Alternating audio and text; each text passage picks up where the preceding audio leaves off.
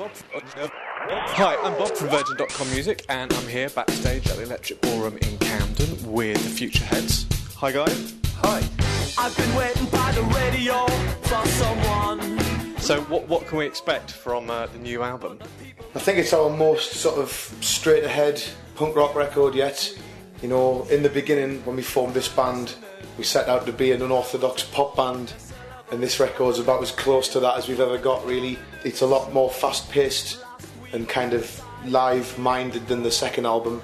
And yeah, I think it's got some of our biggest tunes on, I really do. We're chuffed to be on the road supporting it at the minute. Excellent, so lots of power-packed 3-minute whack. It's like kind of REO Speedwagon if you turned it up about 1,000 BPM.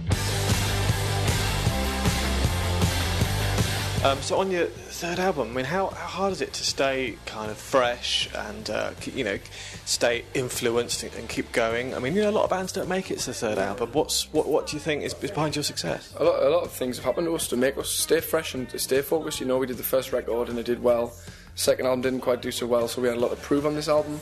And I think it's a lot harder in many ways to make a record when you've lost a bit of your fan base, or people might think you're down and out or whatever. But it kind of, in another way, relights that fire inside you that says, I want to show these guys that we still valid, we still matter to young people buying music today. We're more relevant than we've ever been because we set up our own label and we're doing something quite radical with our music, you know. And just before we made this third record, we found ourselves without a label. And obviously the time is right for bands to kind of take their power back a little bit, you know, and it's a very exploitative industry if you get into it, if you get into the nitty-gritty.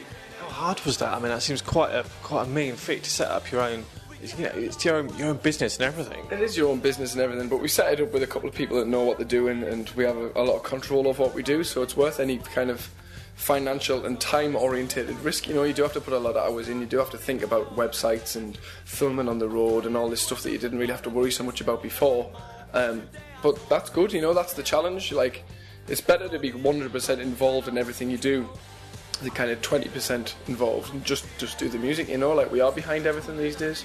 We've got a new lust for life now, you know. This is why the Futureheads is just the beginning for us again now, because we've got a whole new kind of take on what we're doing. And you feel much more in control of that destiny now, I guess. Well, yeah, and I think it just moves the goalposts a little bit. Suddenly you want to fulfil the kind of dream of making everything work properly and work well. So record sales are not the only thing that matters, you know. You've got to get we're releasing this album in about 20 different countries, 15 of which we haven't ever released music in before, you know. So then we go and get to play those countries, you get to travel more, and you get to, you know, like your perception of being in a band changes a little bit, and I think for the better. Futureheads in Andorra, something like that. Oh, beautiful, what a vision. The Philippines might work out pretty sweet. Yeah, excellent. So I guess I've got nothing to lose with this request.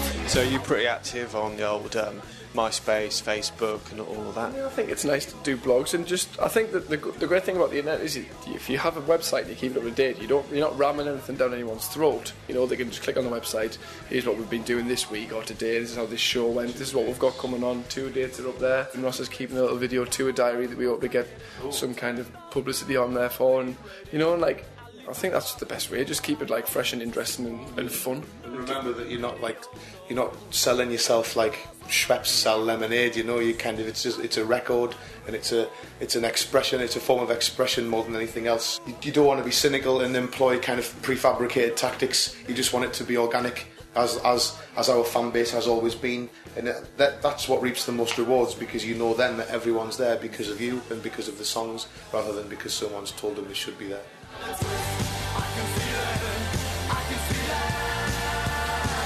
Brilliant. So VFestival comes towards the end of the festival season. Are you looking forward to the VFest this year? Be a good one. We've only done it once before. It was one of the first festivals we ever did, and we didn't even have enough gear to do it, really. We turned up in a car late.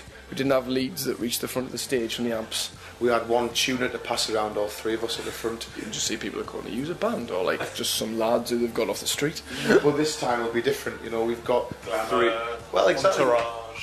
three blooming albums to pick from, material-wise. And have you got more than one tuner? I've got one. I've got one. Barry's got one. Just so he has. We've got a spare now.